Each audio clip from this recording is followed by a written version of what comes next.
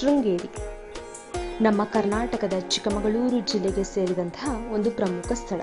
ಹೌದು ಸ್ನೇಹಿತರೆ, ಯಾರಿಗೆ ತಾನೇ ಗೊತ್ತಿಲ್ಲ ಹೇಳಿ, ಕರ್ನಾಟಕದ ಪುಣ್ಯಕ್ಷೇತ್ರಗಳಲ್ಲಿ ಒಂದಾದಂತಹ ಈ ಶಾರದಾ ಶ್ರೀಪೀಠ ಜೀವನದಲ್ಲಿ ಒಮ್ಮೆಯಾದರೂ ಭೇಟಿ ನೀಡಬೇಕಾದಂತಹ ಒಂದು ಸ್ಥಳ. ಇಲ್ಲಿ ಪ್ರತಿದಿನ ಸಾವಿರಾರು ಭಕ್ತಾದಿಗಳಿಗೆ ಅನ್ನ ಸಂತರ್ಪಣೆ ಮಾಡಲಾಗುತ್ತೆ. ಜೊತೆಗೆ ಶೃಂಗೇರಿ ತಾಲೂಕಿಗೆ ಸೇರಿದಂತಹ ಹಲವಾರು ಶಾಲಾ ಕಾಲೇಜುಗಳಿಗೆ ಮಧ್ಯಾಹ್ನದ ವೇಳೆಯಲ್ಲಿ ಬಿಸಿಯೂಟ ಕೊಡುವಂತಹ ಪುಣ್ಯ ಕಾರ್ಯವನ್ನು ಕೂಡ ಈ ಮಠ ಕೈಗೊಂಡಿದೆ.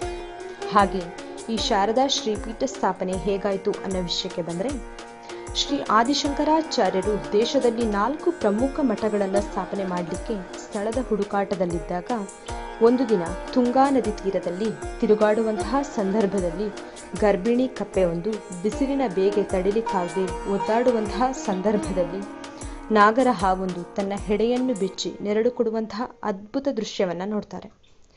ಶಂಕರಾಚಾರ್ಯರು ಶಾರದಾ ಶ್ರೀಪೀಠ ಸ್ಥಾಪನೆಗೆ ಅಥವಾ ಮಠದ ಸ್ಥಾಪನೆಗೆ ಇದೊಂದು ಸರಿಯಾದ ಸ್ಥಳ ಅಂತ ಹೇಳಿ ಶೃಂಗೇರಿಯನ್ನ ಆಯ್ಕೆ ಮಾಡ್ತಾರೆ.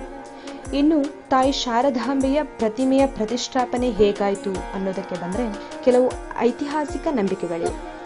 ಹೀಗೆ ಒಂದು ದಿನ ಶ್ರೀ ಜಗದ್ಗುರುಗಳಾದ ಆದಿಶಂಕರಾಚಾರ್ಯರು ತಾಯಿ ಶಾರದಮ್ಮನವರ ಪ್ರಾಣ ಪ್ರತಿಷ್ಠಾಪನಾ ಸ್ಥಳವನ್ನು ಆಯ್ಕೆ ಮಾಡುವಂತಹ ಸಂದರ್ಭದಲ್ಲಿ ಅಮ್ಮನವರು ಹೇಳ್ತಾರಂತೆ, ಮಗು ನೀನು ಮುಂದೆ ನಡೆದು ಹೋಗ್ತಾ ಇರು, ನಾನು ನಿನ್ನ ಹಿಂದೆನೇ ಬರ್ತೀನಿ, ನೀನು ಯಾವುದೇ ಕಾರಣಕ್ಕೂ ಹಿಂತಿರುಗಿ ನೋಡಬೇಡ ಅಂತ ಹೇಳಿ ಮುಂದೆ ಹೋಗ್ಬೇಕಾದ್ರೆ, ಹೀಗೆ ಮರಳು ತುಂಬಿರುವಂತಹ ಒಂದು ಪ್ರದೇಶದಲ್ಲಿ ತಾಯಿ ನಡೆದು ಹೋಗ್ತಾ ಇರಬೇಕಾದ್ರೆ ಅವರ ಗೆಜ್ಜೆ ಶಬ್ದ ಕೇಳದ ಕಾರಣ ಆದಿಶಂಕರಾಚಾರ್ಯರು ಗೆಜ್ಜೆ ಶಬ್ದ ನಿಂತು ಹೋಯ್ತಲ್ಲ ಅಂತ ಹೇಳಿ ಹಿಂದೆ ತಿರುಗಿ ನೋಡಿದಾಗ ತಾಯಿ ಅಲ್ಲಿ ಪ್ರತಿಷ್ಠಾಪನೆ ಆಗ್ತಾಳೆ.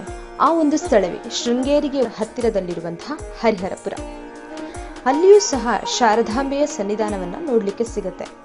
ಆದರೆ ಶೃಂಗೇರಿಯು ಒಂದು ಪುಣ್ಯ ಸ್ಥಾನ, ಅಲ್ಲಿ ತಾಯಿಯ ಪ್ರಾಣ ಪ್ರತಿಷ್ಠಾಪನೆ ಮಾಡಬೇಕು ಅಂತ ಅನ್ಕೊಂಡಿದ್ರಂತೆ ಶಂಕರಾಚಾರ್ಯರು. ಆದರೆ ಆಕಸ್ಮಿಕವಾಗಿ ಹರಿಹರಪುರದಲ್ಲಿ ನೆಲೆಸಬೇಕಾಯಿತು. ಈ ಒಂದು ಸಂದರ್ಭದಲ್ಲಿ ತಾಯಿ ಪೂಜೆಯಾಗುವ ಸಮಯದಲ್ಲಿ ಶೃಂಗೇರಿಗೆ ಬಂದು ಹೋಗ್ತಾಳೆ ಅನ್ನುವಂತಹ ನಂಬಿಕೆ ಇದೆ. ಇದುವೇ ಶೃಂಗೇರಿಯ ಬಗೆಗಿನ ಪುಟ್ಟ ಪರಿಚಯ. ಹೀಗೆ ಹಲವಾರು ಐತಿಹಾಸಿಕ ಹಾಗೆ ಸತ್ಯ ಸಂಗತಿಗಳ ಬಗ್ಗೆ ತಿಳ್ಕೊಳ್ಳೋದಕ್ಕೆ ನಮ್ಮ ಈ ಚಾನಲ್ಗೆ ಲೈಕ್ ಮಾಡಿ, ಶೇರ್ ಮಾಡಿ, ಹಾಗೆ ಸಬ್ಸ್ಕ್ರೈಬ್ ಮಾಡಿ. Thank you.